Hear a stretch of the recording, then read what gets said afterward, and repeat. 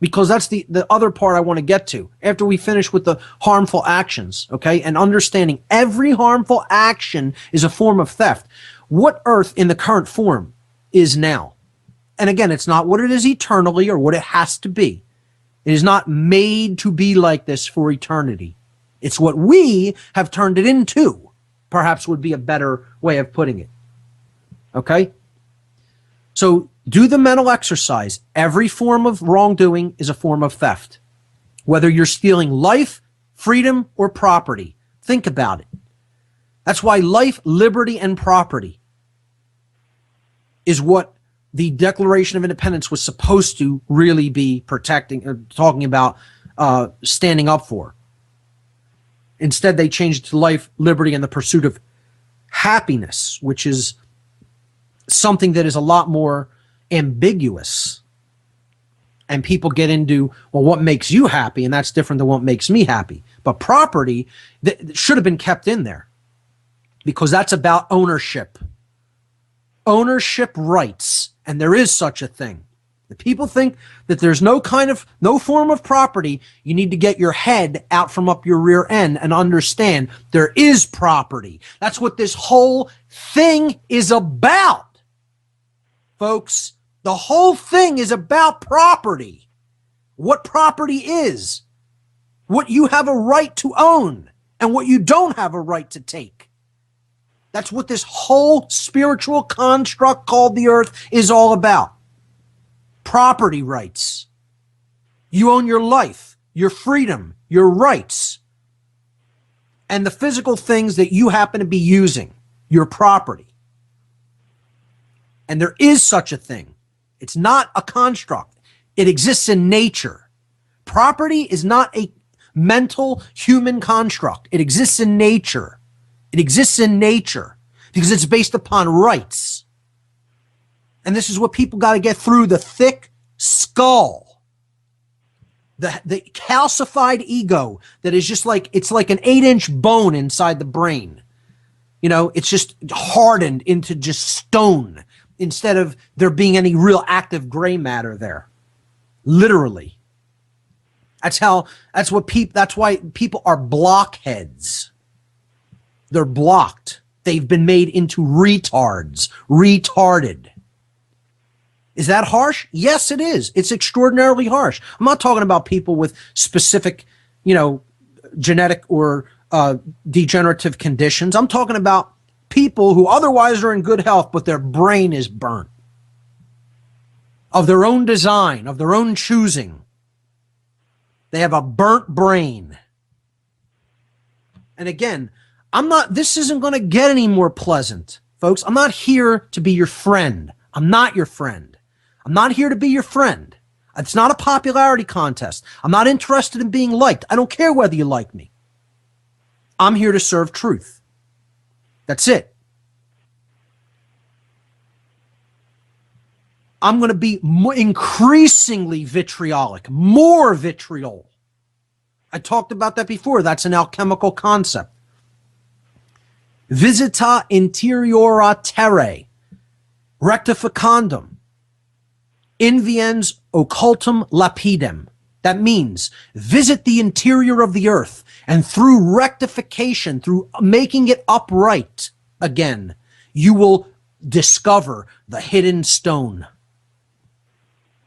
Purification, making it upright, rectify it.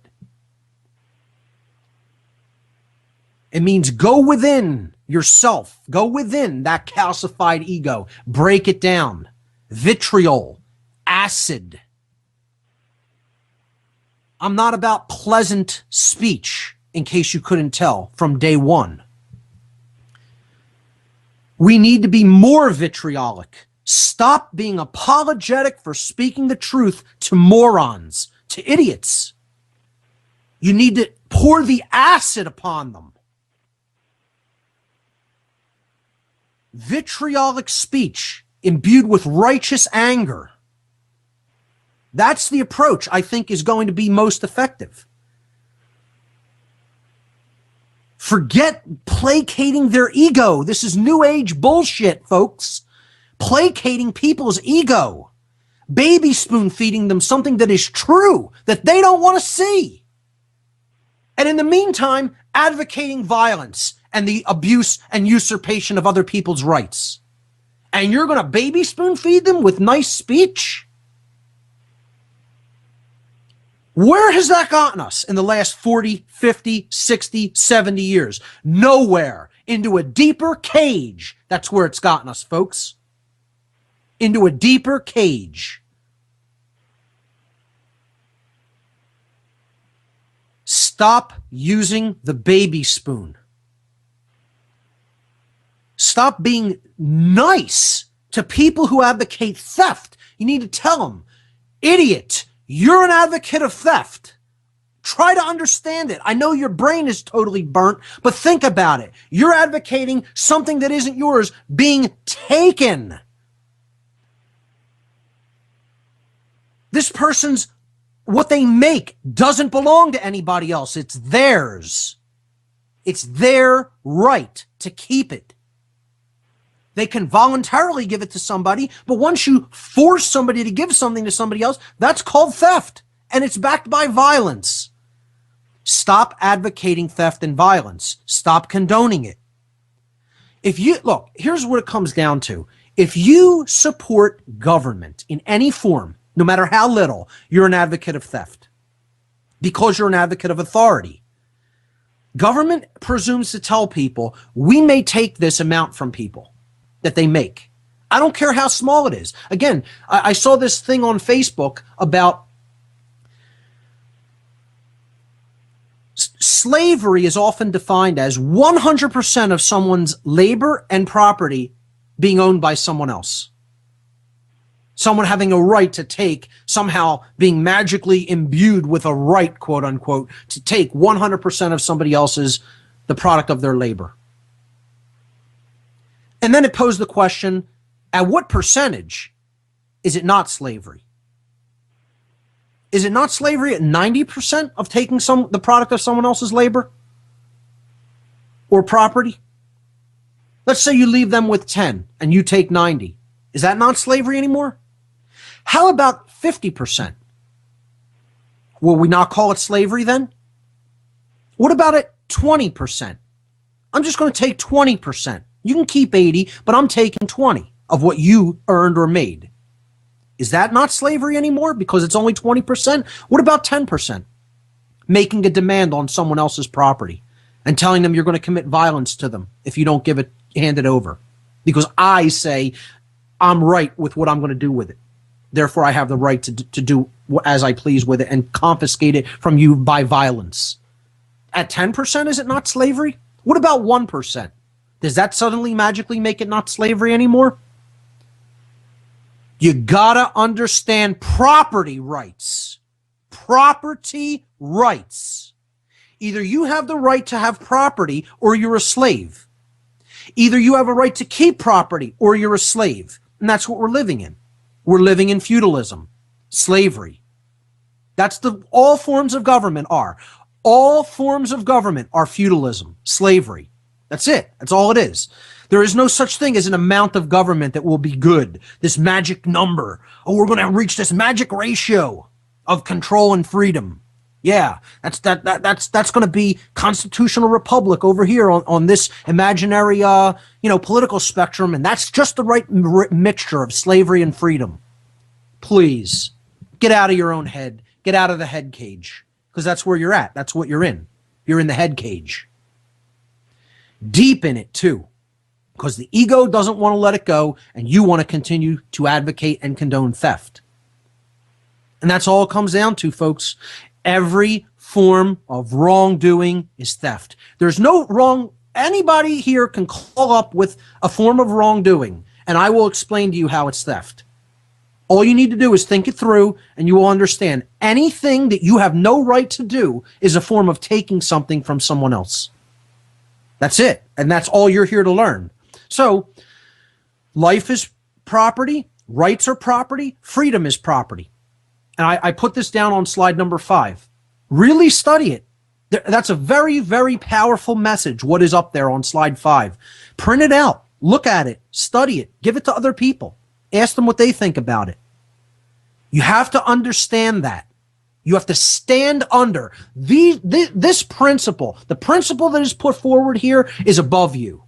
It's above me. It's above all of us. It is natural law. By definition, we stand under it. Whether we accept that or acknowledge it or recognize that or not, we are understanding natural law, meaning we cannot stand above it.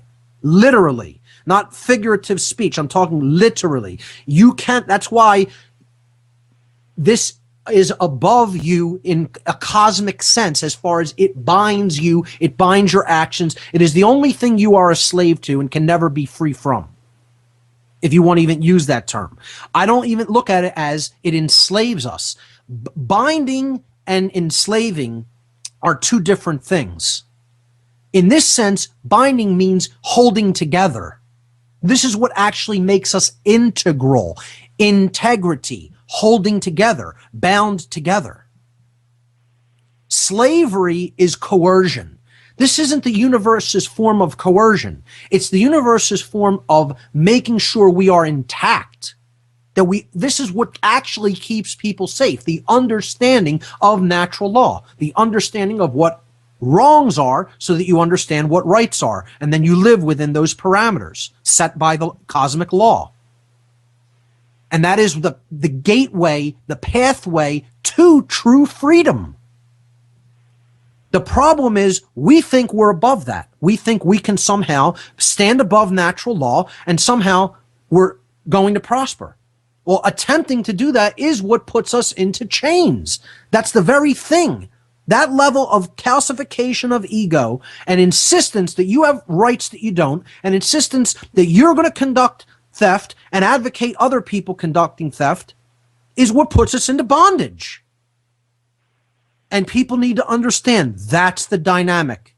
That is the dynamic we need to grasp. So what is the earth? What is this place? What have we turned the earth into is a better way of looking at it. It doesn't have to be like this. That's a phrase that really needs to be understood and spoken more to people. The current condition does not have to be like this. If you think it's eternally like this, and it was always this way, it is this way now, and it always must be this way, that's poisoned worldview. You don't understand. We're making it like this continuously. We're the ones creating it. There is no other being that is creating the reality that we are experiencing except us. That's it. We are, and I've listed this on slide number 6 for today's show. Earth in its current form is a prison for thieves. A prison for thieves. You want to know what kind of prison planet this is?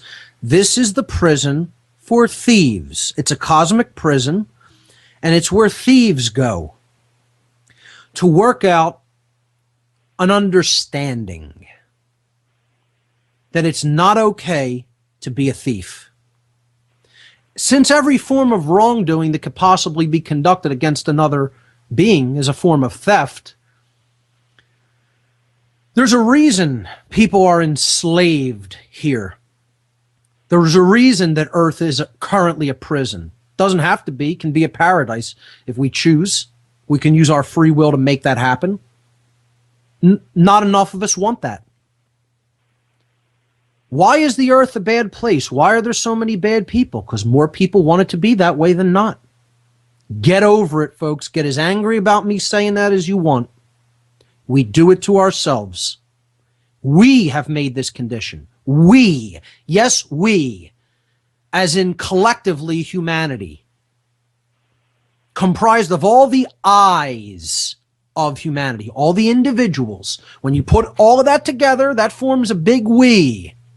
There is a finite amount of people living on the planet Earth. And I'm referring to all of those individuals as we, meaning every being that is a human being living on the planet. The collective we, quote unquote. We have done this to ourselves because more of us want to live the aggression ideology. They want to live in a way where they're still conducting violence against other people or condoning violence against other people. committing and condoning violence. So human beings are confined to the earth. You hear one of the things I do agree with some of these strange new agey concepts is that the earth is quarantined. Absolutely true. You're not going anywhere. Anywhere. They say death is no cure for ignorance. Believe it. Know it.